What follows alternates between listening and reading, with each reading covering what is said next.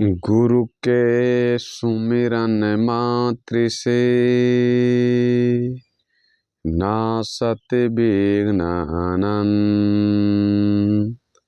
तात सर्वारंभ में द्वावत है सब संत। गुरु की महिमा अनंत है, कह न सके श्रुति से। जिनकी कृपया कटाक्ष से रंकहु होत नरेश। रंकहु होत नरेश, रंकहु होत नरेश। गुरु हैं बड़ा गोविंद से, मन में देख विचार। हरि सिरजे तो बार बार, गुरु सिरजे तो पार। हरिहर आदि ब्रह्म हैं, जगत पूज जो कोय। सदगुरु की हरिहर आदि ब्रह्म हैं, जगत पूज जो कोय। सदगुरु की पूजा किए तो सभी की पूजा हो, सभी की पूजा हो। मेरे व्यवहारिक एवं परमार्थिक जीवन के प्रबल प्रेरणा स्रोत परम आराध्य परम पूज्य गुरुदेव जी, ज्ञान ध्यान साधना के द्वारा तीर्थों को भी पावन कर देने वाले मधु मंगलमय संत समाज और सत्संग स्थल पर आए हुए अध्यात्म प्रेमी सज्जनों तथा देवियों, आज जो मनुष्य इंसान जो हैं सुख शांति को प्राप्त करने के लिए या घर में कलह कलेश चिंता टेंशन नहीं हो, विवाद नहीं हो, ये सब को सुलझाने के लिए तरह तरह के वो लोग उपाय कर रहे हैं, व्यवस्था कर रहे हैं। लेकिन बहुत से इंसान आपको साधु संत महात्मा ब्राह्मण पंडित आपको पूजा पाठ व्रत उपवास सब कहें करने के लिए कि आप कीजिए, आपको सुख शांति आ जाएगा, बता देते हैं। लेकिन सदगुरु कबीर साहब के जहन में दिमाग में पूजा पाठ से कहते हैं कुछ होने वाला नहीं है। जैसे हर इंसान चाहता है कि हम राम को पूजें, शिव को पूजें, कृष्ण को पूजें, हनुमान के पूजें, दुर्गा देवी के पूजें, शिव को पूजें, और पूज भी रहे हैं, पूज रहे हैं।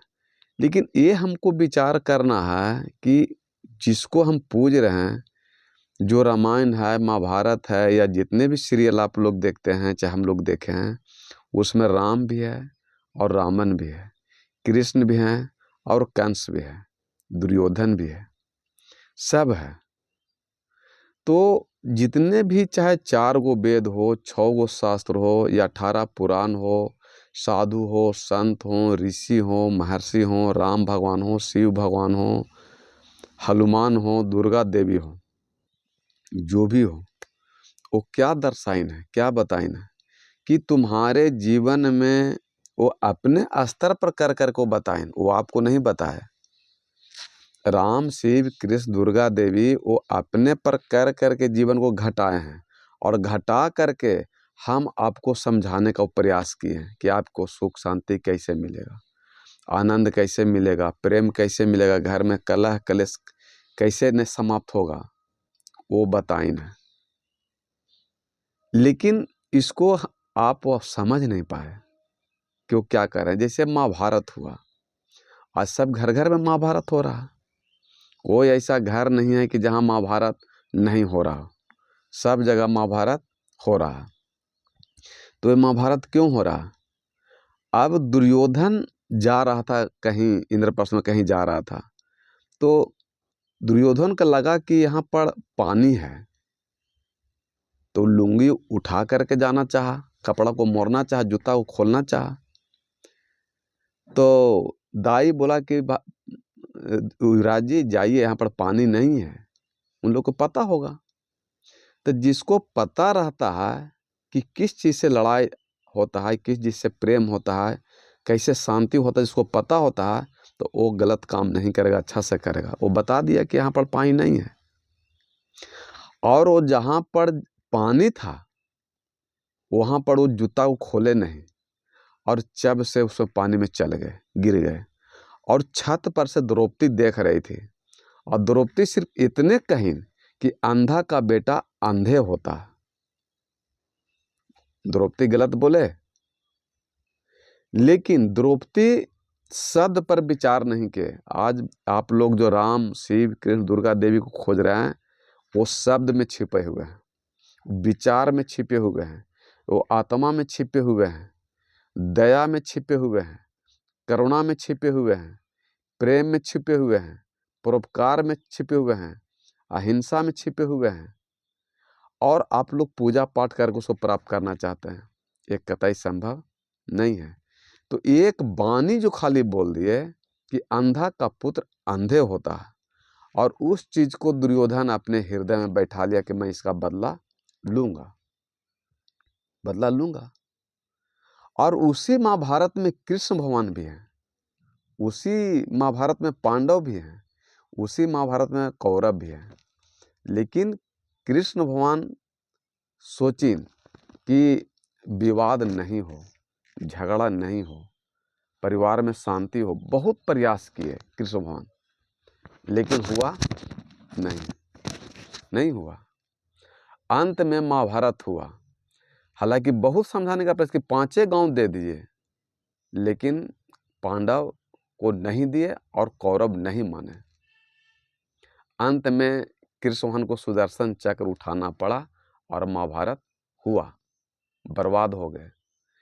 तो कौरव और पांडव उसमें दिखाया कि युद्ध क्यों हुआ, महाभारत क्यों हुआ, वही तो आज सब घर घर में हो रहा है।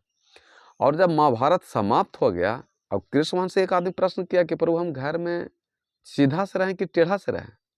तो कृष्ण भगवान कहें कि जब हमको बांसुरी बजाने वाला आदमी भगवान थे, और जब पूरा इतना हम सबको परिवार को समझाए, ये तो हमको कोई बातें नहीं माना है। तो जब हम अपना परिवार को नहीं समझा पाए, महाभारत को रोक पाए, तो हम आपको कैसे रोक सकते हैं। और महाभारत हुआ। तो घर में आप सब बात को अगर सीधे से समझ जाए, तो महाभारत, लड़ाई झगड़ा, कलह क्लेश, चिंता टेंशन कैसे हो सकता है। लेकिन कोई मानने के लिए तैयार नहीं है, इसलिए वहाँ महाभारत हुआ। और जब महाभारत जीत लिए पांडव, तो जीत करके स्वर्ग जाना चाहे, तो स्वर्ग जा रहे थे, तो जिस परिवार को मारा पांडव, कृष्ण भगवान, वो परिवार पूरा उसको श्राप दे रहा है कि यही हमारा पति के मारा, यही युधिष्ठिर, भीम, अर्जुन, नकुल, सहदेव, कृष्ण भगवान, ये सब हमरे ये परिवार को मारा, हमको विधवा कर दिया है। पूरा छटपटा रहे हैं, रो रहे हैं। तो लगा युधिष्ठिर को, वो तो धर्म थे, धर्म के पुजारी थे, कहें कि हम आज महाभारत जीत ही लिए, तो क्या किए जीत के, और आज हम जीतने वाला भी वहाँ हारल है और हारने वाला भी रो रहा है, दोनों रो रहा है।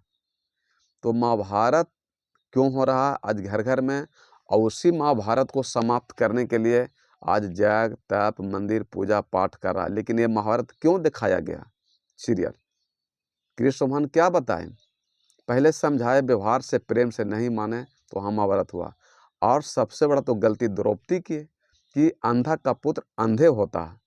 आप कड़ा शब्द बोल दिए, तो कड़ा शब्द बोलिए तो वहाँ पर विवाद होगा। जैसे एक पिता पुत्र में झगड़ा हो गया, पिता पुत्र में झगड़ा हो गया, तो पिता बोल दिया अपने पुत्र को, तुम मेरा औलाद नहीं है। 5 शब्द बोला मात्र कि मेरा औलाद तुम नहीं हो, इतने बोले। और इस बात को पुत्र को हृदय में, आत्मा में गड़ गया कि जब हम इनका पुत्र ही नहीं है, तो फिर हम इस घर में क्यों रहेंगे।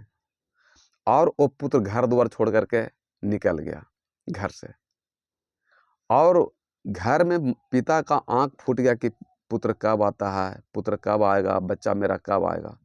अंत में वो घर छोड़ के तो चला गया, लेकिन एकदम जर्जर अवस्था हो गया। अंत में पुत्र आया घर पर, स्थिति खराब होने के बाद।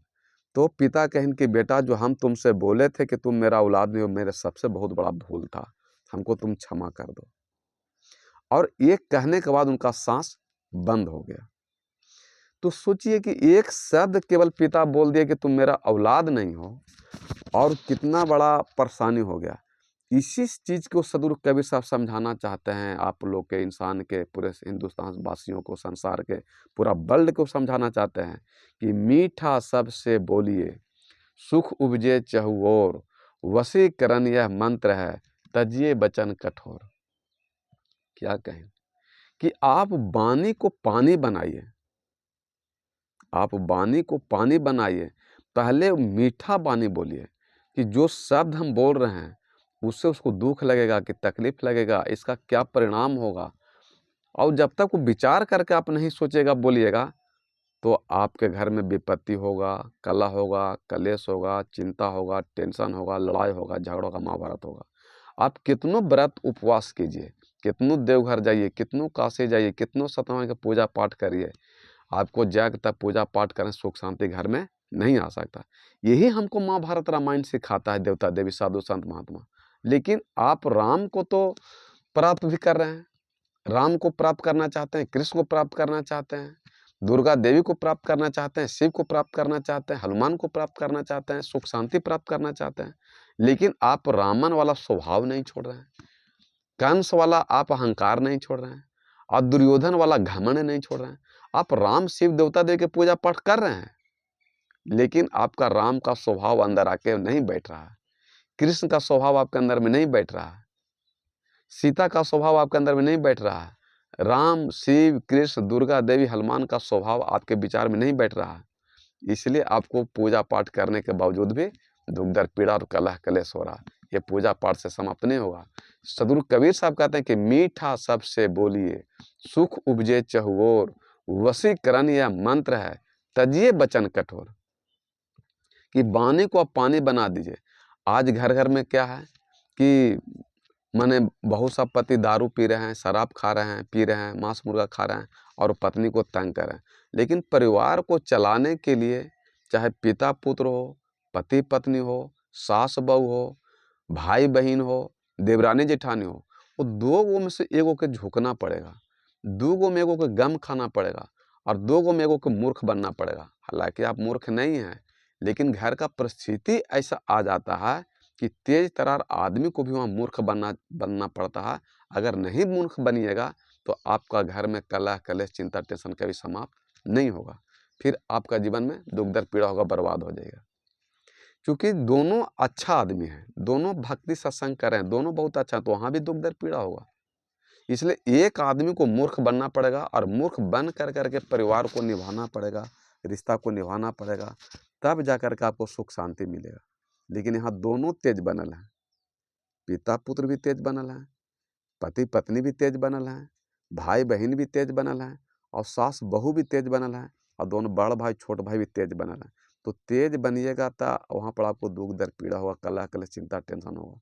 लेकिन वही परिवार में अगर एगो कोई मूर्ख बन जाए, एगो कोई नादान बन जाए, सीधा बन जाए, गौ बन जाए, और झुक करके परिवार को निभा ले, तो परिवार का जीवन चल सकता है, वहाँ पर भी दुख दर्द पीड़ा नहीं होगा। लेकिन अगला जो रहेगा कहे देखी अली ना औकात में, आग लेना लाद ली औकात में ना। अरे तुम औकात में नहीं लाया, एक मनुष्य का जीवन मिला है, इसको जीवन को जीने के लिए आदमी को झुकना पड़ता है। अब अच्छा चीज़ को उठाने के लिए, अच्छा वस्तु को उठाने के लिए झुकना ही पड़ता है। तब प्रेम करुणा सुख शांति आनंद इतना सस्ता है कि सब प्राप्त कर लीजिएगा। इसको प्राप्त करने के लिए आपको झुकना पड़ेगा, माफ़ी मांगना पड़ेगा, माफ़ करना पड़ेगा, तब जाके दया प्रेम करुणा सुख शांति प्राप्त होगा। और जैसे आपको दया प्रेम करुणा सुख शांति अच्छा सद प्राप्त होगा, तब जाके परमात्मा प्राप्त होगा। ऐसे जग तक पूजा पाठ से परमात्मा प्राप्त नहीं होंगे, सुख शांति आएगा ही नहीं। इसलिए सदगुरु कबीर साहब कि मीठा सबसे बोलिए सुख उपजे चहुओर, वशीकरण यह मंत्र है तजिए बचन कठोर। शब्द सम्हारे बोलिए शब्द के हाथ न पाँव, एक शब्द औषधि करे एक शब्द करे घाव। मधुर वचन है औषधि कटुक वचन है तीर, शर्मन द्वारे संचले साले सकल शरीर। बोली तो अनमोल है जो कोई बोले जान, ये तराजो तौलिए तब मुख बाहर आन। तो देखिए शब्द पर कबीर साहब कितना बानी बता रहे हैं कि शब्द से ही आपका कल्याण होगा, शब्द से ही आपका सुख मिलेगा, शांति मिलेगा। लेकिन शब्द पर कोई ध्यान नहीं दे रहे हैं। आज बेटा भी बाप को इतना कड़ा कड़ा शब्द बोल रहे हैं कि पिता को आत्मा दुख हो रहा है। पिता इतना कड़ा शब्द बोल रहे हैं अपने पुत्र पर कि बेटा को आत्मा फट गया। सास अपने बहू पर इतना जलनशीलता कर रहे हैं कि बहू के आत्मा फट गया। और बहू इतना कड़ा शब्द बोल रहे हैं कि सास का आत्मा फट गया। और पत्नी अपने पति को इतना कड़ा चोट मार रहे हैं कि पति बेहोश हो रहा है। तो आप जग तप पूजा पाठ से कुछ कल्याण होने वाला नहीं है। आप राम, शिव, कृष्ण, दुर्गा देवी कितनों पूजा पाठ कीजिए। राम जी की पूजा नहीं करते थे गोस्वामी तुलसी साहब जी? पूरा पूजा पाठ करते थे। राम के परम भक्त थे गोस्वामी तुलसी साहब जी। लेकिन आपको धन दौलत पूजा पाठ करने से मिल सकता है, लेकिन मोक्ष, मुक्ति, निर्माण केवल इस शरीर भाव सागर तरने के लिए गुरु के बिना कोई उपाय नहीं है। अंत में गोस्वामी तुलसी साहब जी को कहना पड़ा और राम को छोड़ना पड़ा था, और राम को छोड़ करके गुरु के शरण में आए। और वो गहन गोस्वामी तुलसी साहब कि बिनु भाबा गुरु बिनु भाबा निधि तरहि न कोई, जो बिरंच शंकर सम होई। गोस्वामी तुलसी को भी राम को छोड़ना पड़ा था, और छोड़ करके तब गुरु के शरण में आए कि गुरु बिनु भावा निधि तरह ही ना कोई, जो बिरंच शंकर सम होई। सम माने बराबर। आप पूजा पाठ करके ब्रह्मा के समान हो जाइए, जग तप कर करके आप विष्णु के समान हो जाइए, तीर्थ पूजा पाठ करके आप शिव के समान हो जाइए, लेकिन आप भाव सागर नहीं तर सकते हैं, मोक्ष मुक्ति प्राप्त नहीं कर सकते हैं, परमानंद प्राप्त नहीं कर सकते हैं। ये गुरु के शरण में जाने से ही आपको प्राप्त हो सकता है, दूसरा कोई उपाय नहीं है। ये गोस्वामी तुलसी कहते हैं।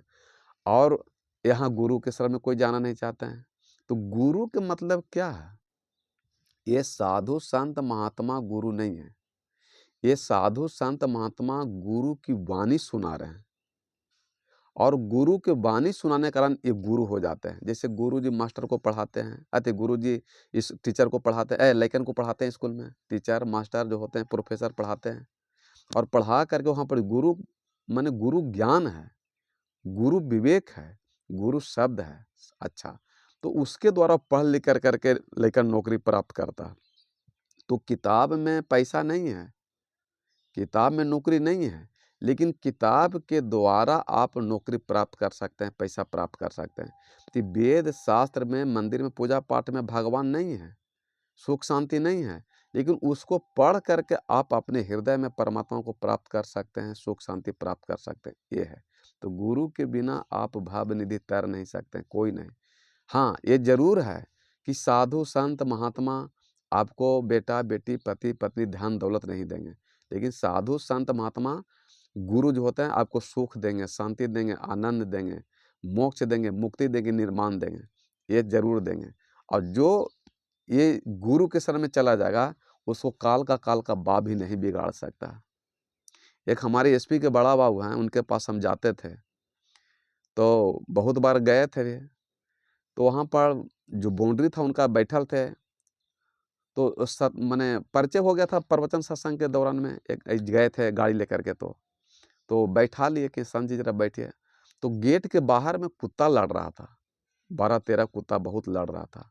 तो जो कुत्ता झगड़ा कर रहा था, घाव घाव कर रहा था, तो बोलने बतियाने में कुछ नहीं बन रहा था।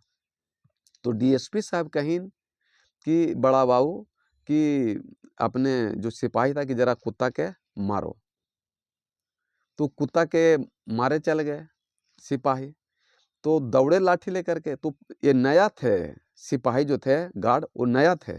तो पुराना वाला बोले कि देखो, उसमें जो तुम मारने जा रहे हो पहले ठहरो, जो मारने जा रहे हो कुत्ता के, उसमें एक डीएसपी साहब का भी कुत्ता है, उसको मत मारना, सबको मारना, लेकिन डीएसपी साहब के कुत्ता को छोड़ देना।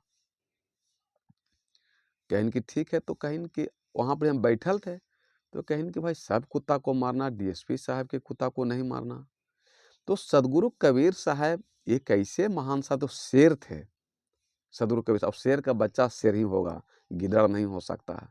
जो सदगुरु कबीर साहब से जुड़ जाएगा, वो शेर का बच्चा शेर होगा, कभी गिदड़ नहीं हो सकता।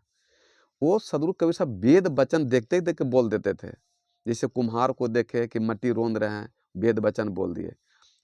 खजूर को देखे, उसमें वेद वचन के निकाल दिए। वो ताज़ा ताज़ा वेद वचन देते थे, वो बासी नहीं परोसते। बासी वही खा सकता है जिसको आत्मज्ञान नहीं है, बुद्धि विवेक नहीं है, वो बासी खा सकता है। जिसको खाना बनाने का लूर ढंग नहीं है, वो बासी खाना खाएगा। लेकिन जो ताज़ा खाना बनाने का ढंग होगा, वो बासी खाना नहीं खाएगा।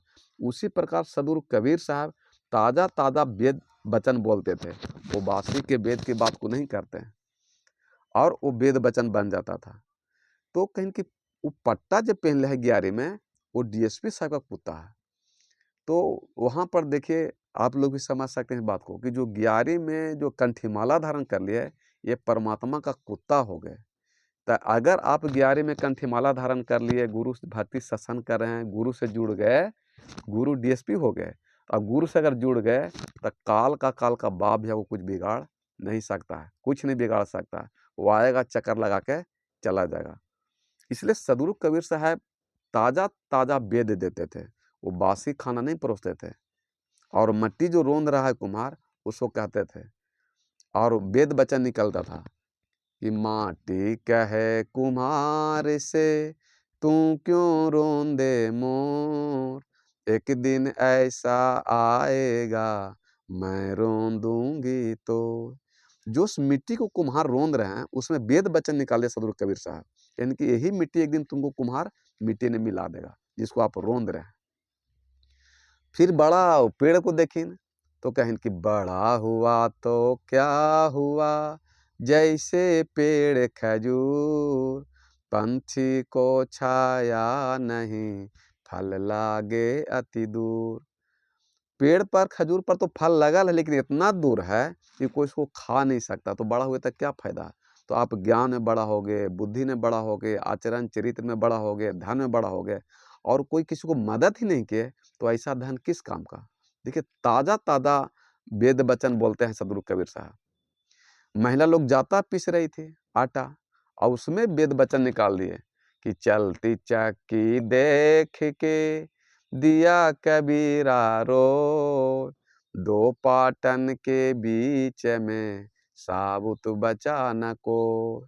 ये जो दो चक्की चल रहा, तो उसमें जो गेहूं जरा जो पिसा रहा, लेकिन जो कील के सहारे जो गेहूं रह गया, वो बच गया।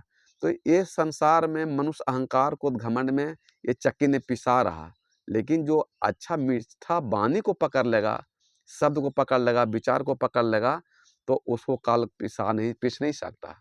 वो फिर परमात्मा का और कुत्ता हो जाएगा। तो डीएसपी साहब का कुत्ता, उसको कोई मार नहीं सकता। इसलिए 11 में जो गुरु से जुड़ जाएगा, कंठीमाला धारण कर लेगा, वो परमात्मा का कुत्ता हो जाएगा, उसको कोई बिगाड़ नहीं सकता। और मनुष्य सोचता है कि हम जाके तब पूजा पाठ करके सुख शांति प्राप्त कर लें, और आप मीठा बाणी नहीं बोलेगा, सोच के नहीं बोलेगा, तौल के नहीं बोलेगा, तो आपको घर में कलह कलह चिंता टेंशन होगा।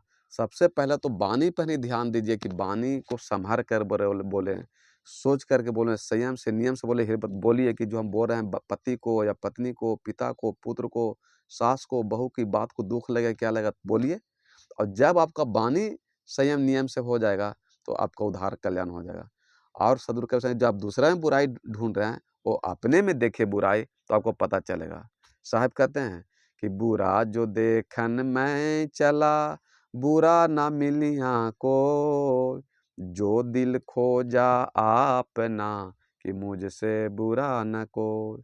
जो बुराई आप दूसरा में ढूंढ रहे हैं, वो बुराई अगर अपने में ढूंढना शुरू कीजिए, तो आपके जीवन में सुख शांति आ जाएगा। दूसरे में ढूंढने के बजाय अपने में ढूंढिए। वो सदगुरु कबीर साहब हैं।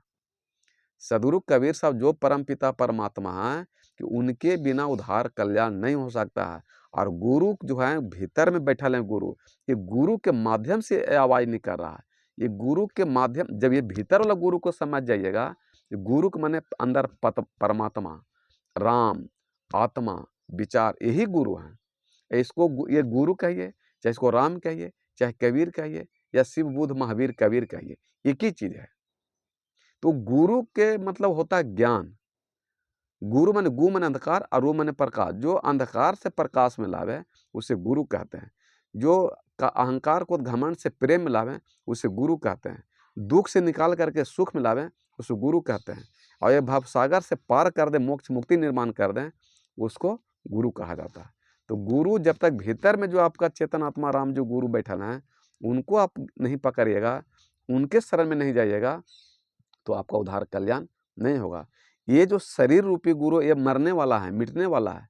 ये शरीर सब दिन नहीं रह सकता है, ये गुरु नहीं हो सकता। गुरु के मतलब आपको शिक्षा ज्ञान दिया जा रहा है, लेकिन भीतर में बैठल गुरु हैं, जिसको आत्मा कहते हैं, परमात्मा कहते हैं, ईश्वर कहते हैं, भगवान कहते हैं, राम, शिव, गॉड, अल्लाह, राम, रहीम करें, वो भीतर में गुरु बैठल हैं, वो भगवान। उनको पकड़िए तो आपका उद्धार कल्याण होगा। लेकिन पकड़ रहे हैं बाहर में, तो अब वो कैसे होगा?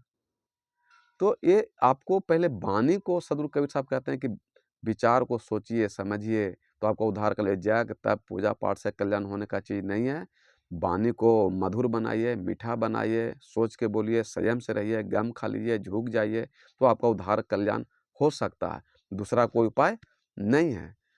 और जीवन में जितने दुख दिखते हैं वो निजी दोषों के कारण है, पर जिसको इतना ज्ञान नहीं, वो दोष मिटाना क्या जाने। आज मनुष्य सोच रहा है कि हमको दुख दर्द पीड़ा कोई दूसरा कोई दे रहा है, लेकिन सदगुरु कबीर साहब कह रहे हैं कि जीवन में जितने दुख दिखते हैं वो निज दोषों का कारण है, पर जिसको इतना ज्ञान नहीं, वो दोष मिटाना क्या जाने। तो आपको इधर पूरे धरती पर जो भी मनुष्य सुख शांति प्राप्त करेगा, वो अपने निज कारण के प्राप्त कर सकता है। आपको कोई दुख नहीं दे सकता है और ना आपको कोई सुख दे सकता है। आप सुख चाहते हैं कि दुख चाहते हैं, आप स्वयं प्राप्त कर सकते हैं। इसमें किसी का परिवार पर दोष देना व्यर्थ है। आपको ज्ञान नहीं है, दोष दे तो अलग बात है कि हमारा पत्नी के चलते दुख हो रहा है, या पति के चलते दुख हो रहा है, या बेटा के चलते दुख हो रहा है, या पिताजी के चलते दुख हो रहा है, सास के चलते दुख हो रहा है, या बहू के चलते दुख हो रहा है, तो ये आत्मज्ञान नहीं है इसलिए।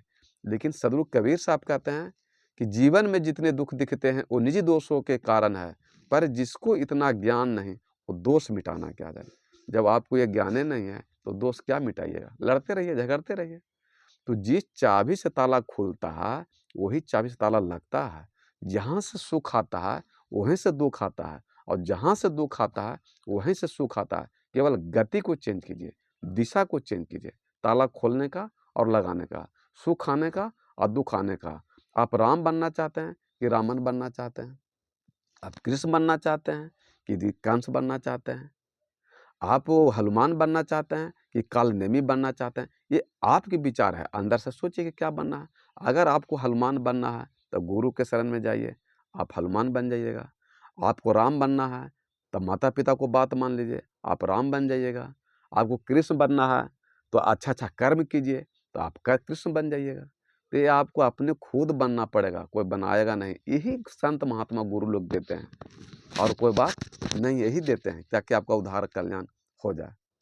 तो ये सुख दुख जो है अपने आप मिलता है।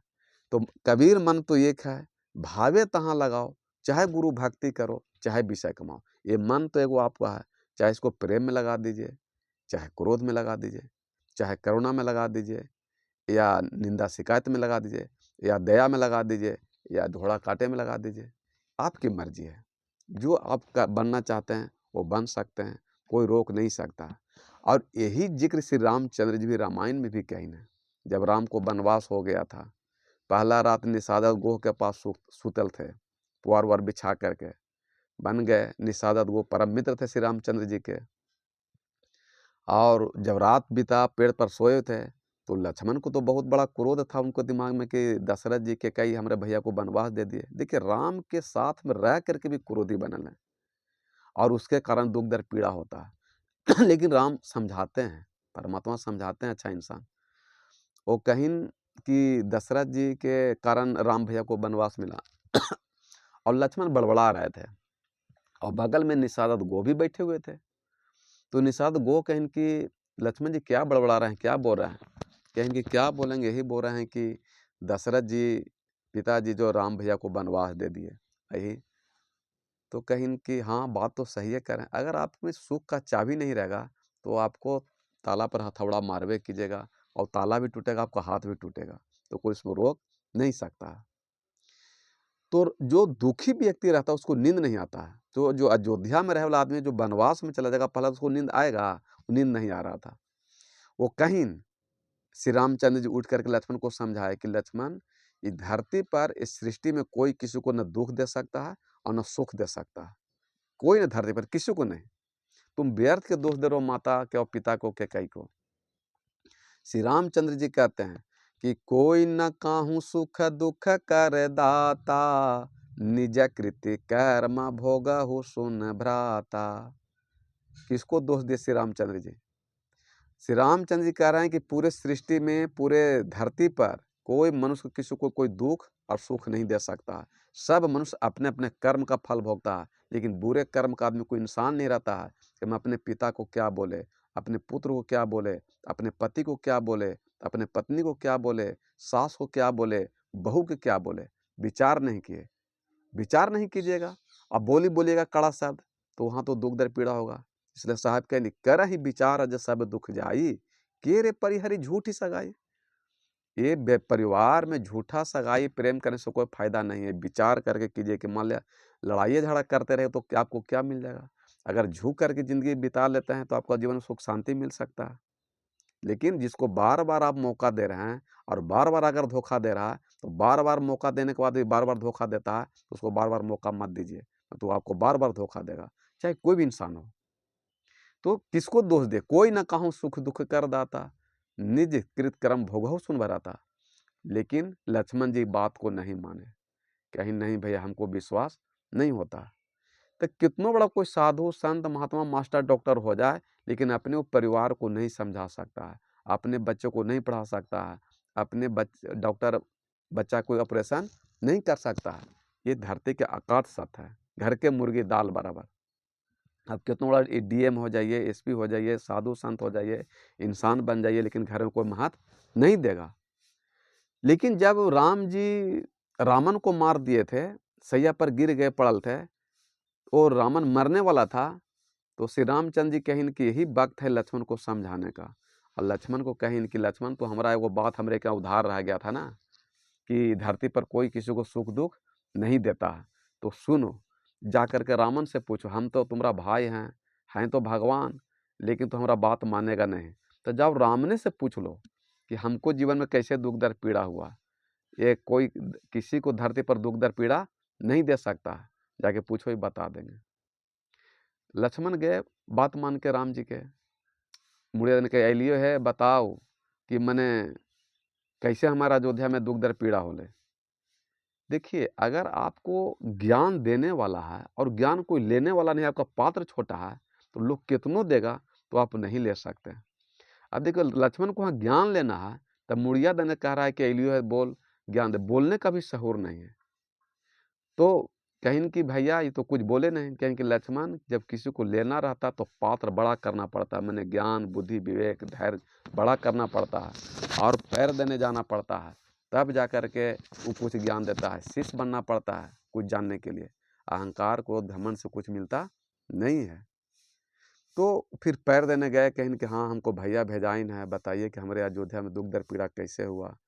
ये भैया कहीं नहीं कि धरती पर कोई ना कहूँ सुख दुख कर दाता, निज कृत कर्म भोगहु सुन भराता। तो क्या सत कहीं ना, कहीं की एक गलती तो की है जो तुम हमको भाई मार दिया, और इतना बड़ा तुम प्रश्न हमसे कर रहे हो, और फिर तुम कहीं क्रोध आ गया तो फिर तुम मारेगा।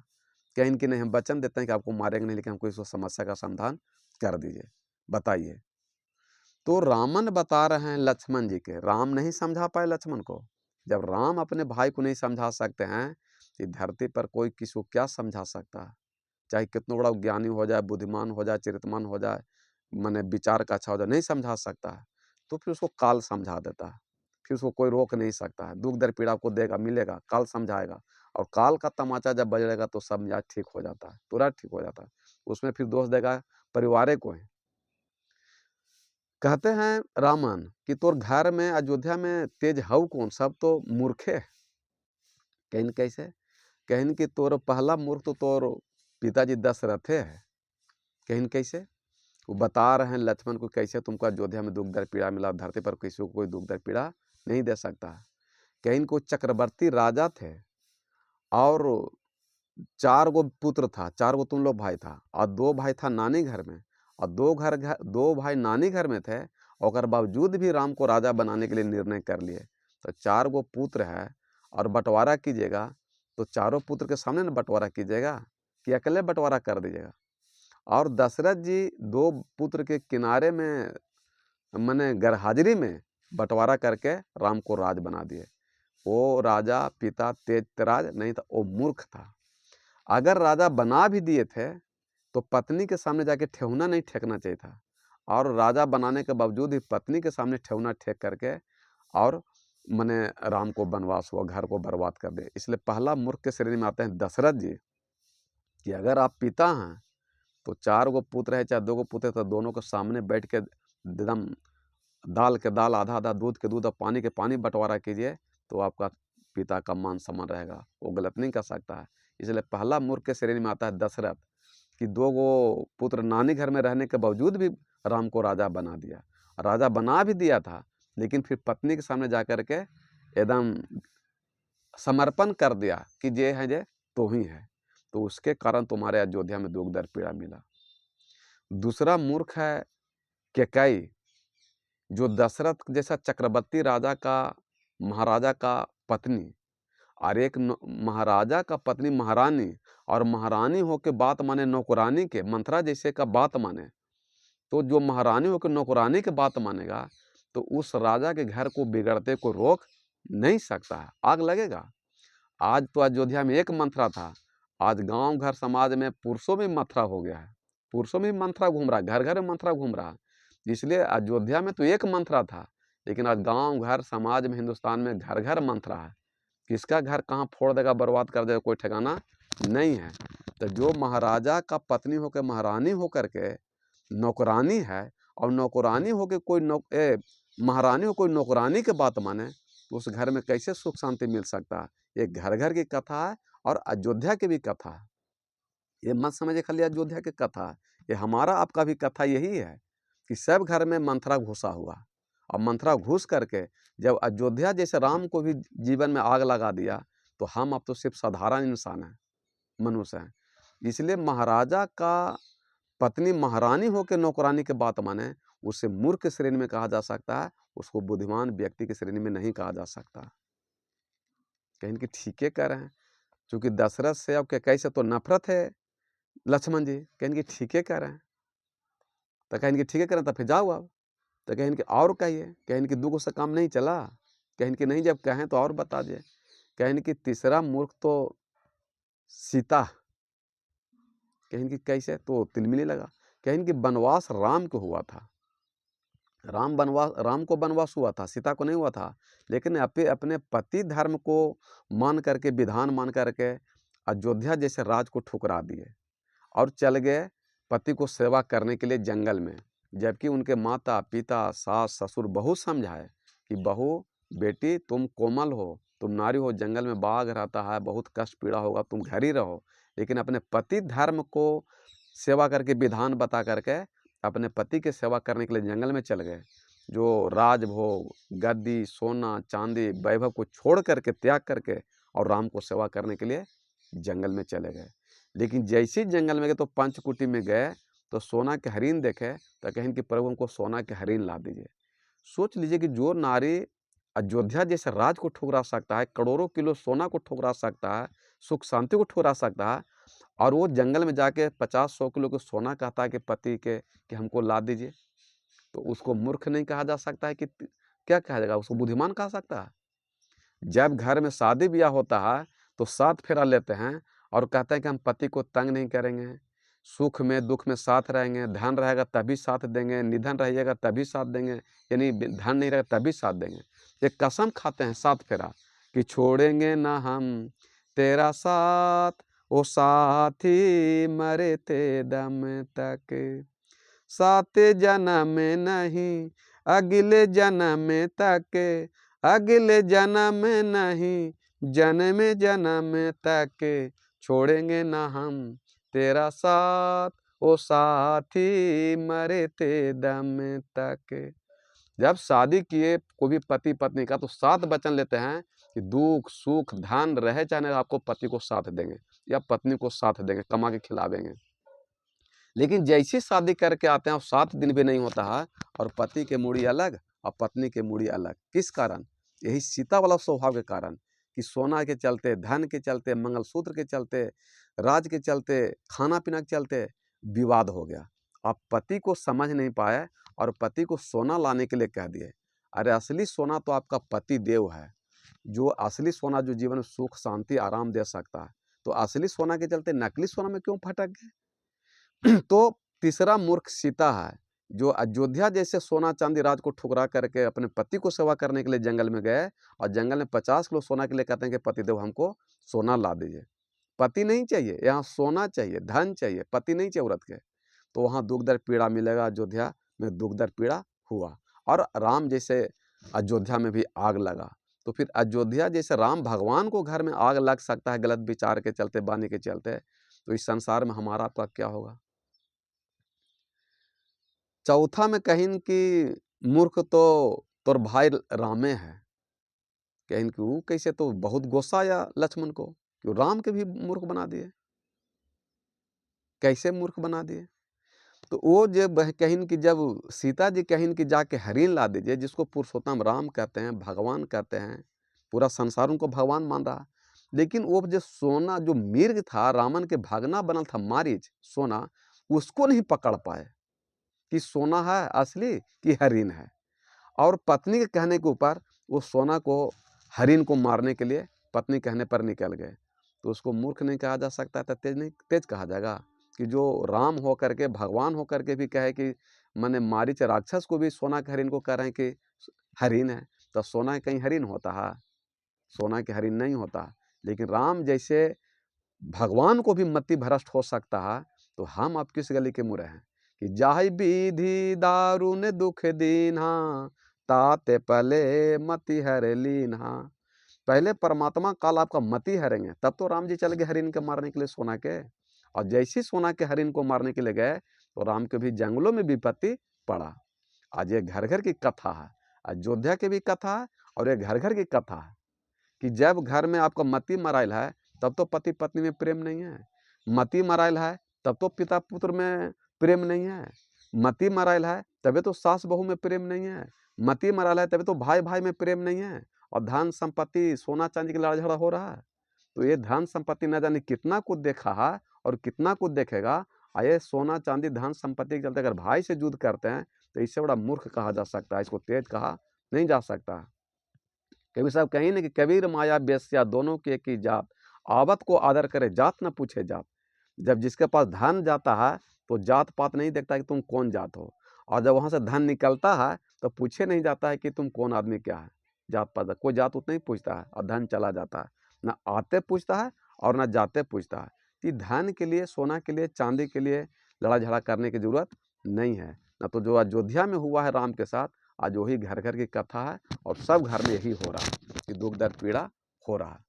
तो चौथा जो मूर्ख है वो रामे तुर भयवे है कि पुरुषोत्तम राम भगवान होकर भी सोना के हरिण मारे चले गए। तो जब राम भगवान का जब मति मरा सकता है, तो हम अब तो साधारण इंसान हैं, मति मराना तो आम बात है। यही परमात्मा मति मार दिए घर में, तब आपको पति आपको रामन नजर आ रहा है, पत्नी शूर्पणखा नजर आ रहा है, बाप आपको कंस नजर आ रहा है, पिता आपको पुत्र आपको दुर्योधन नजर आ रहा है। एक दूसरे में विषय वासना के कारण, अहंकार को घमंड के चरण कारण वो स्वभाव नहीं पट रहा है कि गलत नजर आ रहा है। लेकिन जिसको आप गलत समझ रहे हैं वही आपको वक्त में मदद करेगा, तो मदद करेगा, आपको उद्धार कल्याण कर सकता है। इसलिए परिवार में राम जी कहने कि न मम भक्ति सौ नम्र सब छल ही ना, मम भरोसे हर सब दीना। आप अपने घर में नम्रता से रहिए, विनम्रता से रहिए, गम खा लीजिए, झुक जाइए, माफ़ी मांग लीजिए, माफ़ कर लीजिए, तो आपका उद्धार कल्याण सुख शांति मिल सकता है। ये जग तक पूजा पाठ से सुख शांति मिलने का बात नहीं है। तो ये रामन कथा कह रहे हैं, लक्ष्मण को समझा रहे हैं कि कैसे अयोध्या में दुख दर्द पीड़ा मिला। ये अयोध्या की बात नहीं है, पूरे हिंदुस्तान की बात है, पूरे वर्ल्ड की बात है। सब घर घर में कलह कलेश चिंता टेंशन हो रहा है। और वो कलह कलेश चिंता टेंशन जग तप पूजा पाठ से नहीं ठोगा। जो आपको भीतर में गुरु बैठल हैं परम तत् परमात्मा राम, उनके विचार पर जाइएगा, मीठा बोलिएगा, गम खा लीजिएगा, झुक जाइएगा, प्रेम से रहिएगा, करुणा से रहिएगा, दया करिएगा परिवार के ऊपर, तब सुख शांति मिलेगा।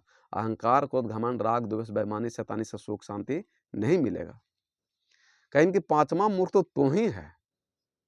कहीं वो कैसे? तो बहुत गुस्सा आया लक्ष्मण को, लेकिन वचन दिया था कि मारेंगे नहीं। कहीं कि तुम राम को वनवास हुआ था, तुमको वनवास नहीं हुआ था, और तुम राम को गुरु मानता है, भगवान मानता है, और उनकी सेवा करने के लिए तो अपने नए नवेली पत्नी को छोड़ के अयोध्या जैसा राज को ठुकरा दिया और भाई को सेवा करने के लिए तुम जंगल में चला गया। लेकिन जब राम जी, श्री रामचंद्र जी अब जा रहे थे हरिण को मारने के लिए, तब तुमको कहे थे कुछ? कहीं कि हाँ, क्या कहते तुम ही बोलो। लक्ष्मण जी कहीं कि देखो लक्ष्मण, कि ये जा रहे हैं हम हरिण के मारने के लिए, तुम किसी भी कीमत पर सीता को अकेले मत छोड़ना। ये बात बोले तो लक्ष्मण खुद स्वीकार किए।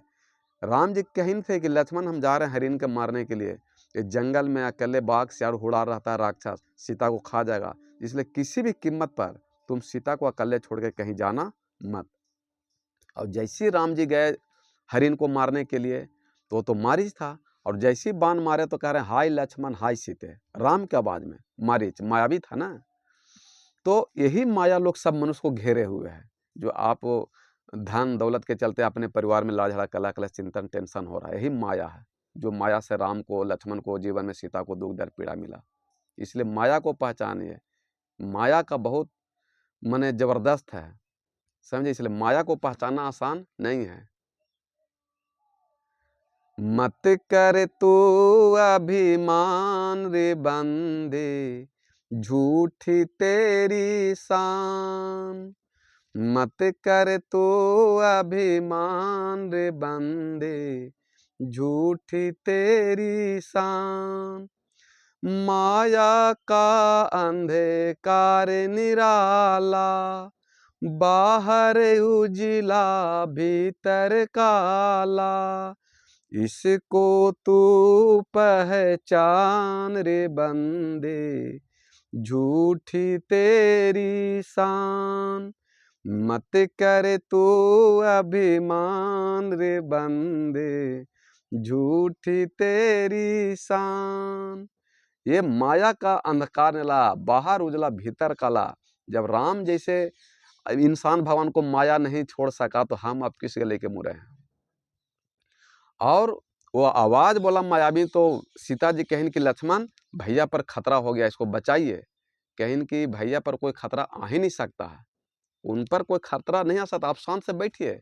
लेकिन सीता अनाप शनाप बहुत बोले उल्टा पुल्टा, कि राम मर जाएंगे, हम जंगल में हैं अकेले, तुमको जे बुझा जे करना। अनाप शनाप बोल दे तो लक्ष्मण को गुस्सा आ गया, तो एक लक्ष्मण रेखा खींच करके चले गए। और चल गए, उसके बाद में हम गए साधु भेष धारण कर करके और सीता का हरण कर लिए। और तुम्हारे घर में तुमको अयोध्या में तो दुख दर्द पीड़ा मिलवे किया, तुमको जंगल में आने के बाद भी दुख दर्द मिला। किसके? तुम अपने भाई को गुरु भगवान मानता था, और भगवान को तुम मानता था, उनकी बात को विचार को तुम ठुकरा दिया। तो जब तुम भगवान मान रहे हो, गुरु मान रहे हो, उनके विचार पर आचरण चरित्र पर नहीं चलिएगा, तो आपको काल तो डंडा पड़बे करेगा ना है। तो रामन कह रहा है कि तुम राम को भगवान मानता था, गुरु मानता था, और राम भगवान को भी तुम बात को ठुकरा दिया, तो तुमको दुख दर्द। तो पांचवा मूर्ख तो तू ही है सबसे ज्यादा, कि अगर तुम नहीं अगर जाता छोड़ कर सीता को, तो लक्ष्मण रेखा खींच करके तो सीता हरण भी नहीं होता, और तुम 14 वर्ष वनवास भोग करके घरे चल भी जाता, और दुख दर्द पीड़ा भी नहीं होता। तो पांचवा मूर्ख तो तू ही है। तो सोचिए लक्ष्मण रेखा खींचे जो क्या है, ये विधि का विधान है। जो आपको पति रोक रहे हैं, पुत्र रोक रहा है, सास रोक रहा है, बहू रोक रहा है, तो ये प्रेम दया करुणा का एक लकीर खींचते हैं, वो चौखट है। और उस लकीर से अगर आप पार होइएगा, तो आपका काल रूपी दुख दर्द पीड़ा आपको देगा, कलह कलेश चिंता टेंशन होगा, वहाँ घर में लड़ा झगड़ा कलह कलेश होगा। तो आपको अब सोचिए कि आप लोग जग तब पूजा पाठ कीजिएगा, और जो रामायण महाभारत में जो देखा जाएगा उसको पर विचार पर नहीं चलेगा, तो कैसे कल खाली पूजने से नहीं होगा। यहाँ सोचता है कि हम खाली पूजे से हमारा काम चल जाए, पूजे से काम नहीं चलेगा। उसको पूजा का अर्थ है कि पूज का अनुकरण करना ही पूज होता है। तो राम के विचार पर चलिए, कृष्ण के विचार पर चलिए, हनुमान के विचार पर चलिए, दुर्गा देवी के विचार पर, जो क्या कहना है। और भीतर में परम तत्पर परमात्मा जो बैठा हैं गुरु, उनको गुरु बना करके, जो सदगुरु कबीर साहब हैं, जो सभी प्राणियों के हृदय में बैठा हैं, उनको गुरु पर विचार कर करके आप अपना उद्धार कल्याण कर सकते हैं। इसलिए कोई न कहूँ सुख दुख कर दाता, निज कृत कर्म भोगहु सुन भराता। इस धरती पर कोई किसी को सुख दुख नहीं दे सकता है, सब मनुष्य अपने अपने कर्म का दुख फल भोगता है। ये श्री रामचंद्र जी लक्ष्मण को समझाए रामन के द्वारा। इसलिए कोई कितनो बड़ा ज्ञान ध्यान साधु संत महात्मा हो जाए, डॉक्टर मास्टर हो जाए, अपने बच्चे को पढ़ा लिखा के ठीक नहीं कर सकता है, क्योंकि घर के मुर्गी डाल बराबर। वही राम जी बताए। ये निंदा शिकायत करता है कि बड़का साधु है, संत है, महात्मा है, ये बाप, अरे पिता पिता पिता होता है। तो जब पिता तुम बनेगा, बड़ा होगा, तब तुमको पता चलेगा कि सांसारिक जीवन क्या होता है। और जीवन में जितने दुख मिलते हैं वो निज दोषों के कारण है, पर जिसको इतना ज्ञान नहीं वो दोष मिटाना क्या जाने। तो जीवन में जितने भी दुख दर्द पीड़ा मिलता है वो मनुष्य का अपने निज दोषों के कारण मिलता है, इसमें कोई आपको दुख दर्द पीड़ा नहीं दे सकता। इसलिए वाणी को बाण मत बनाइए, मीठा बनाइए, सोचिए, विचारिए, बोलिए तो अनमोल है, प्रेम से कीजिए तो आपके जीवन में सुख शांति। ये सदगुरु कबीर साहब आपको बताना चाहते हैं कि आपको जीवन में दुख दर्द पीड़ा नहीं हो, कैसे जीवन में सुख शांति हो। लेकिन आप लोग राम, शिव, कृष्ण, दुर्गा देवी को पूजा पाठ कर कर करके आप सुख शांति प्राप्त करना चाहते हैं। तो धरती पर कौन नहीं पूजा पाठ व्रत उपवास कर रहा है, तो फिर भी घर में कलह कलश चिंता टेंशन हो रहा। तो वाणी से, विचार से, संयम से, नियम से, खान से, पान से जब सुधरेगा तो आपको इस धरती से जीवन सुधरेगा, उद्धार होगा। अगर आप चाहते हैं कि हमारा जीवन में हो उद्धार, तो भोजन भात वाणी रहन सहन विचार में कीजिए सुधार, तो इस धरती से हो जाएगा आपको उद्धार कल्याण। इसलिए गुरु के शरण में चलिए। तो ये शरीर भौतिक गुरु हैं और भीतर में बैठा है वो आध्यात्मिक गुरु हैं। तो दोनों गुरु के मिला के आप जब सत्संग भजन कीजिएगा तो आपको इस धरती सुधार होगा, सुख शांति मोक्ष मिलेगा। और सत्संग गुरु आपको धन दौलत नौकरी चाकरी नहीं देता। अगर कोई कहता है कि हम धन संपत्ति दे देंगे, बीमारी को ठीक कर देंगे, तो आपको ठग रहा है, छल रहा है। इस ऊपर विचार मत कीजिएगा। लेकिन मनुष्य दुखी है, लगता है कि साधु संत महात्मा कोई देवता झूठ में फंसेले जा रहा है। साधु संत महात्मा गुरु आपको मोक्ष मुक्ति निर्माण सुख शांति दे सकते हैं। तन धरी सुखिया केहू ने देखा, जिसको देखा दुखी देखा। ये तन धर मनुष्य जो भी धारण किया सब दुखी है, कोई सुखी नहीं है। इसलिए आप अपने अच्छे कर्म से, विचार से, कर्म से सुख शांति ला सकते हैं। इसलिए कर्म प्रधान विश्व करी राखा, जो जस करें सो तस फल चाखा। आपका कर्म अच्छा कीजिए, आप कर्म से डरिए। भगवान से डरने की जरूरत नहीं है, आपको अच्छे अपना बुरा कर्म से डरिए तो आपका उद्धार कल्याण हो सकता है। ऐसे को कबीर साहब कहना है कि कर्म कमाई आपनो कभी न निष्फल जाए, सात समुद्र आरा पड़े आगे मिल अध्याय। इसलिए तुम कर्म अगर गया जी में कर रहे हैं और अमेरिका चले जाइएगा तो वहाँ भी कर्म का फल आपको दंड दे देगा, चाहे अच्छा किए हैं जो भी, आप बुरा किए हैं वो भी। इसलिए कर्म से डरिए, बुरा कर्म से डरिए तो आपका उद्धार कल्याण हो सकता है। तो ये कबीर सूरज निकेतन लखनपुर मानपुर गया, सब्सक्राइब कीजिए, लाइक कीजिए, शेयर कीजिए। और जुड़ना है तो मेरा नंबर है 9955835678। कबीर सूरज निकेतन लखनपुर मानपुर गया। तो फिर से एक बार नंबर नोट कर सकते हैं, 9955835678। और वीडियो अच्छा लगे तो सब्सक्राइब कीजिए, लाइक कीजिए। और अगर मेरी वाणी से कहीं दुख लगा हुआ तो क्षमा कर दीजिएगा, क्योंकि मनुष्य एक सामाजिक प्राणी है और किसी को आत्मा को ठेस पहुंचाना हमारा उद्देश्य नहीं है। लेकिन सत्य बात को बोलने में समझने कहीं त्रुटि निकल सकता है तो क्षमा कर दीजिएगा। साहेब बन गए, साहेब बन गए, साहेब बन गए।